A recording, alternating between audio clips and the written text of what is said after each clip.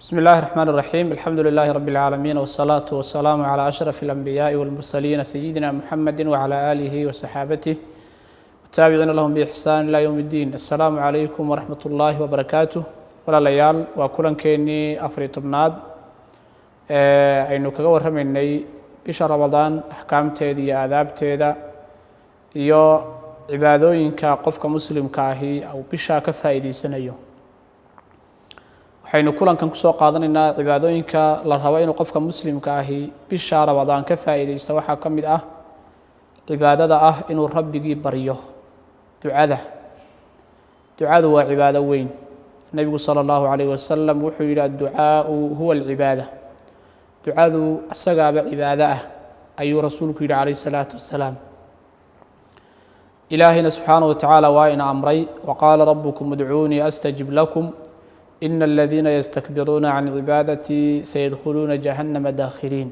أي إلهي سبحانه وتعالى ربي وحي يدي إبريا أنونا والدك أجيبيا وكوا أمر لنا فرين إن دعاء الله نمانه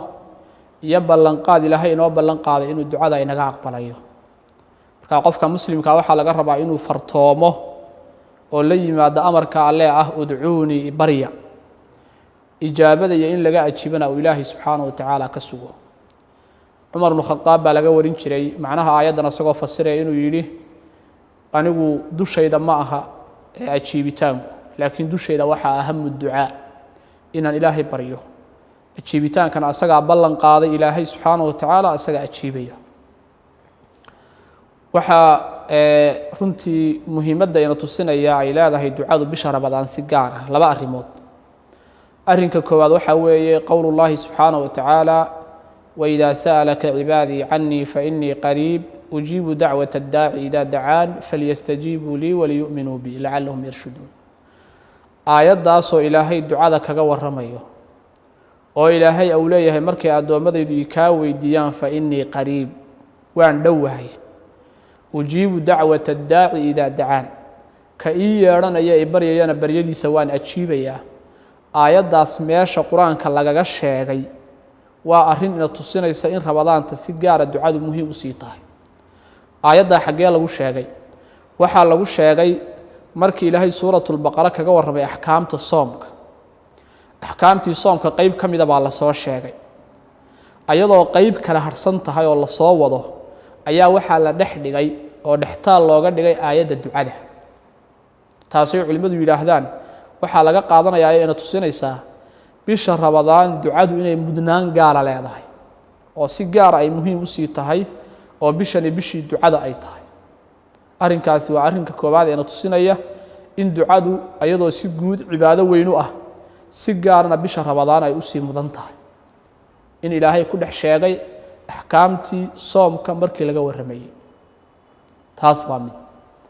arinta kale ee tusinaysa muhiimadda ay leedahay وإن نبينا عليه الصلاة والسلام إنه شيء قفك مركز سومي هي إن أولي هي دعاء الله أقبله ونبي وحي عليه الصلاة والسلام ثلاثة دعوتهم لا ترد صدح ذاتك كم ده دعاء ذا لم يقل يبو النبي عليه الصلاة والسلام خريب على أقبله صدح ذاتك كم ده دعاء ذا خريب على أقبله أبو رسولك عليه الصلاة والسلام صدح ذا وحى كم ده ودعوة الصائم حتى يفطر قفك الصومان أفهيستا إلى أو كأفريه وحى النبي عليه الصلاة والسلام دعودي سوى مستجاب إلهي معليه النبي عليه الصلاة والسلام مركا سida saxda waxa weeye qofku intuu sooman yahay oo dhan inuu ducada badiyo dadka qaar kood oo sameeya marka maghribku soo dhow yahay oo afurku soo dhow yahay inay ducada badiyaan sax waqtigaasi waa waqtiyada soomanaa oo qofku wali uu afhaysta laakiin maalinta uu sooman yahay oo dhan ayaa waqti ducada la aqbalaya waxaynu kala u dambaysiinaynaa ku gabagabaynaynaa qofka si dacwadiisa iyo ducadiisa loo aqbalo waa inuu ilaaliyaa aadaabtii ducada waa inuu ka dheeraado waxyaalaha u diidaya in dacwadiisa la aqbalo waxa jira dad aan ducadooda la aqbalin waxa ugu horeeya qofka xaaraanta cuna ducadiisa lama aqbalo waxa kamid ah qofka qaraabo goyska ah dacwadiisa lama aqbalo waxa kamid ah qofku wuxuu ku ducaysanayaa inuu yahay waxaan diin ahaan banaanaynba oo Ilaahay wuxuu weydiisanayaa waxaan sharcigu ogolayn marka waxyaalahaas waxyaalaha keenaya qofka in ducadiisi la aqbali waayo waxaa ka mid ah in xumaanta la joojin waayo ama ummaddu ay ka hadli waayaan xumaanta dhex socota dacwadooda in la aqbali waayo keentaa waxyaalaha soo dhaweynaya in ducada la aqbalo waxaa ka mid ah inuu aadaabta ilaaliyo aadaabta waxaa ka mid ah qofku markuu rabo inuu ducaysto inuu gacmaha kor u qaado waxaa ka mid ah markuu rabo inuu ducaysto inuu marka hore horeysiiyo ammaanta ilaahay subxaanahu wa tacaala oo ilaahay ammaano oo uu nebiga ku saliya calayhi salaatu wasalaam oo la hormariyo ammaanta alle iyo saliga nebiga calayhi salaatu wasalaam waxyaalaha keena in ducada la aqbalo bay ka mid tahay waxaa ka mid ah inuu ku beego ducwadiisa meelaha ducadu mustajaabada tahay intuu sooman yahay afhaysan yaha ka mid ah oo afka haysto oosan weli afurin adinka iyo aqiinka inta u dhaxaysa ayaa ka mid ah salaadaha faralka ama cibaado un markuu guto cibaadooyinka waaweyn ka mid ah ayaa ka mid ah waqtiga thuluthul layl al-akhir habeenka qaybihiisa dambe gaar ahaan waqtiyada la afuray waqtiyada la suxuuranayo ayaa ka mid ah saacada la afuraya baa ka mid ah